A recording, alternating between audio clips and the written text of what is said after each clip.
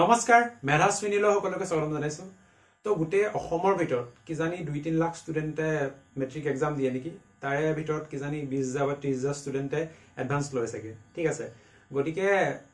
আৰু সেই 20-30,000 খুব বেছি 4-5,000 কি জানি ইউটিউবত ভিডিও চাই আৰু তাৰে ভিতৰত কেজনে পাব এটো ভিডিও হয় খুব কম 1000-2000 মই ধৰি লৈছো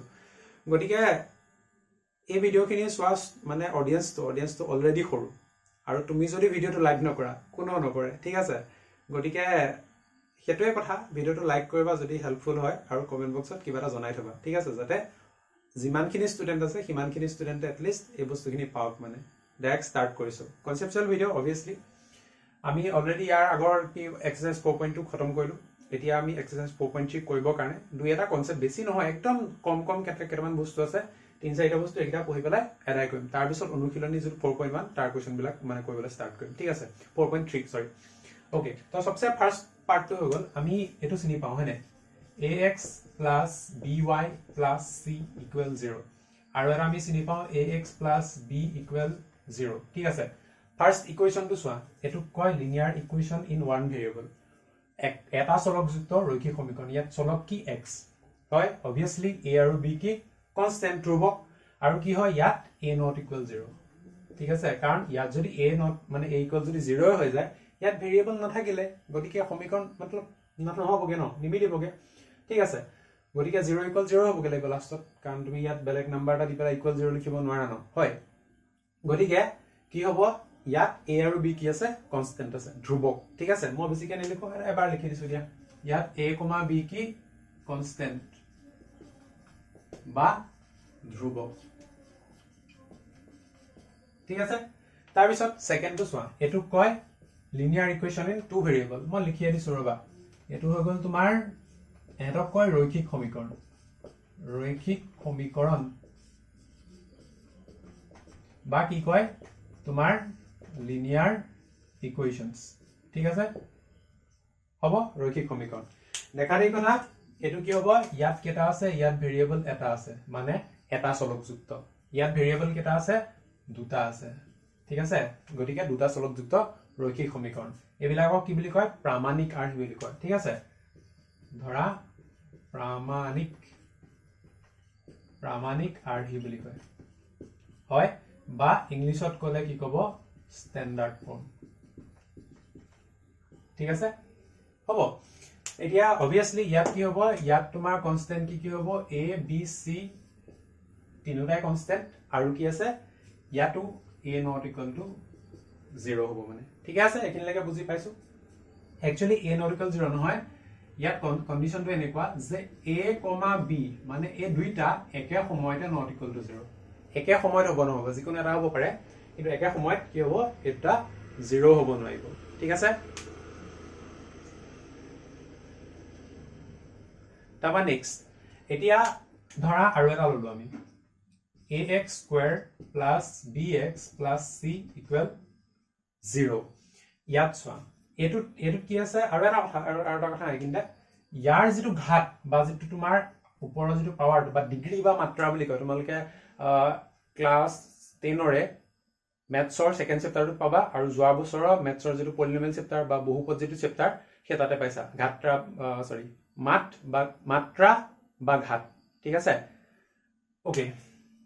একচুয়ালি মাত্ৰা বা ডিগ্ৰী সৰি বুলে গৈছে ওকে তো মানে কি যে ভেৰিয়েবলটোৰ ওপৰত হাইয়েস্ট পাৱাৰ কিমান মানে ইয়াত 1 আছে আৰু ইয়াতো 1 আছে ইয়াতো 1 আছে ন তো ঘাত যদি 1 থাকে তেতিয়ালে কি হয় হেতু ৰৈখিক সমীকৰণ হ'ব এতিয়া নেক্সট এটো হৈ গল তোমাৰ ax² + bx + c = 0 ইয়াৰ সৰ্বোচ্চ ঘাত কিমান বা ডিগ্ৰী কিমান এটো কি বুলি কয় হেতুকে মাত্ৰা বুলি কয় মানে ডিগ্ৰী ইয়াত চোৱা ইয়াৰ ডিগ্ৰীটো কিমান ইয়াৰ ডিগ্ৰীটো হৈছে 2 ইয়াৰ ডিগ্ৰী কিমান ইয়াৰ ডিগ্ৰীটো 1 ঠিক আছে আৰু ইয়াক কি বুলি কয় ইয়াক কয় কোৱাড্ৰেটিক ইকুৱেশন ইয়াক ক'ব কোৱাড্ৰেটিক ইকুৱেশন বা কি ক'ব দ্বিঘাত সমীকৰণ বুলি ক'ব কাৰণ ঘাত 2 আছে দ্বিঘাত সমীকৰণ ঠিক আছে ওকে এতিয়া ইয়াত কি ইয়াত a, b, c এই গুটেগিটাই কনস্ট্যান্ট বা ধ্ৰুবক আৰু ইয়াত কি হ'ব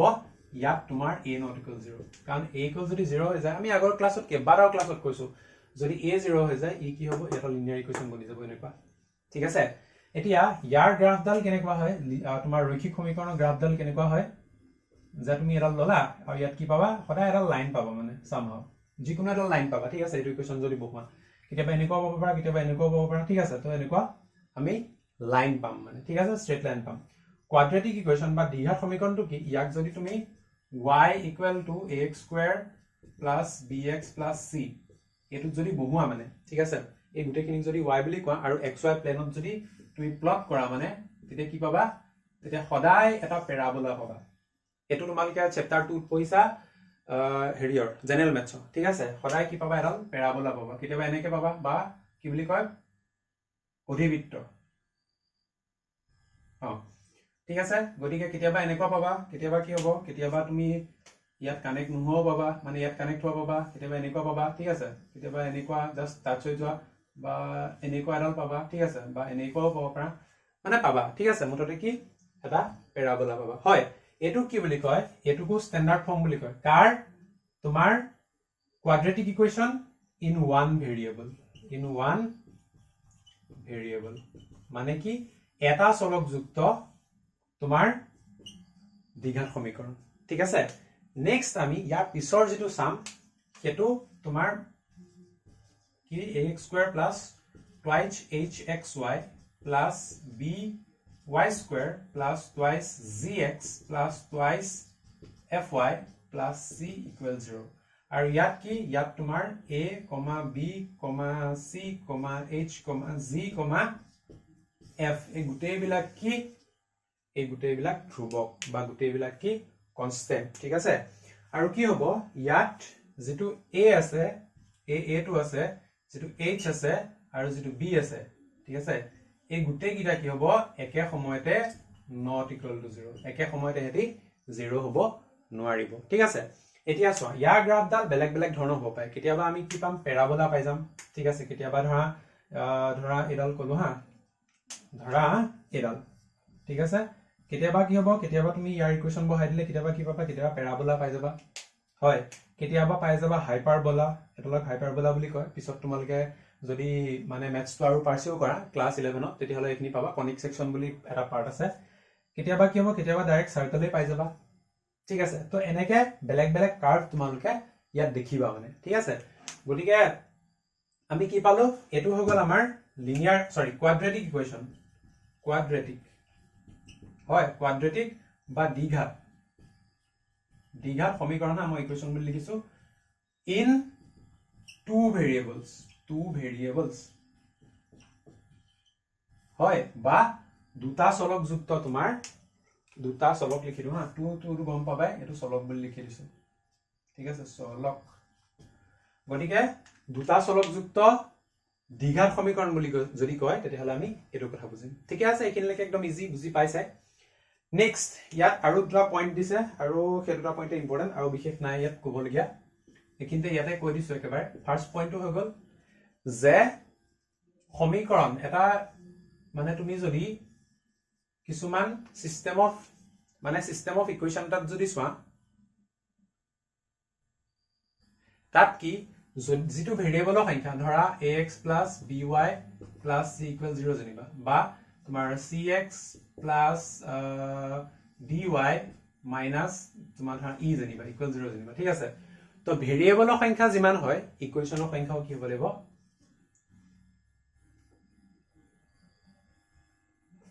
ইকুৱেশ্যনৰ সংখ্যাও সমান হ'ব লাগিব ঠিক আছে মানে চলকৰ সংখ্যা যিমান সিমানে কি হ'ব লাগিব তোমাৰ সমীকৰণৰ সংখ্যা ইয়াত চলকৰ সংখ্যা কেটা দুটা আছে গতিকে তোমাৰ সমীকৰণ কেটা আছে দুটা আছে এক্সাম্পল ধৰা আৰু এটা লৈছো জানিবা হা ওকে এনেকে লৈছো ax plus by plus cz equals 0 জানিবা ঠিক আছে তেতিয়া হলে বেলেগ এটা ইকুৱেশ্যন তেতিয়া হলে ইয়াৰ যদি সলিউশন উলিয়াবলে হয় তেতিয়া হলে কি হ'ব আমাক এনেকুৱা তিনটা ইকুৱেশ্যন লাগিব কাৰণ ভেৰিয়েবল কেটা আছে তিনটা আছে ঠিক আছে গতিকে ধৰা মই বেলেগ এটা লৈছো 2x minus 7y plus ধৰা minus 8z equals 0 জানিবা তাপা আৰু এটা ললো 5x plus twice y minus z equals 0 ঠিক আছে তা মানে ইকুৱেশ্যন কেটা তিনটা লব লাগিব বুজি পাইছা হ'ব নেক্সট আৰু এটা সেকেন্ড পইণ্টটো হৈ গল আমাৰ ফাৰ্স্ট পইণ্টটো আমাৰ সেকেন্ড পইণ্টটো জাগাই নাইও লিখিবলৈ ইয়াতে লিখিছো দেখি পাবন নাই জানো ওলাইছে ঠিক আছে তো সেকেন্ড পইণ্টটো ইয়াতে লিখিছো কি যে সহ সমীকৰণ দুটাৰ মুঠ সমাধানৰ সংখ্যা সমীকৰণ দুটা ঘাতৰ গুণফলৰ সমান হ'ব ধৰা 2x plus 3y minus 7 equals 0 আৰু এটা ইকুৱেশ্যন লৈছো ধৰা 5x plus 3y minus 8 equals 0 just random দুটা একদম ৰেন্ডম দুটা ইকুৱেশ্যন লৈছো হা এটা কি হ'ব যে এহাতৰ যেটো ঘাতৰ পূৰণফল ইয়াৰ ঘাত কিমান এটো লিনিয়াৰ ইকুৱেশ্যন ইয়াৰ ঘাত কিমান 1 ইয়াৰ ঘাত কিমান 1 এই দুটা যদি পূৰণ কৰা তেতিয়াহলে কি পাবা 1 পাবা আৰু দেখা দেখি কৰা ইয়াত a1 by a2 is not equal b1 by b2 তাৰ মানে কি হ'ব এটি এটা পইণ্টত গৈ কাটিবগে গতিকে ইহাতৰ সলিউশন কেটা হ'ব এটা হ'ব ঠিক আছে বুজি পাইছানে ইয়াৰ যেটো ঘাত বা ইয়াৰ যেটো ঘাত এই ঘাত দুটা যদি পূৰণ কৰা কিমান পাবা 1 পাবা গতিকে ইহাতৰ সলিউশন কেটা কিব কেটা থাকিব এটা থাকিব মানে ঠিক আছে তেনেকা যদি বেলেগ এটা ইকুৱেশ্যন লা ধৰা ax square plus bx plus c এটো জানিবা তাপা আৰু এটা লা জানিবা ax square তাৰছত ধৰা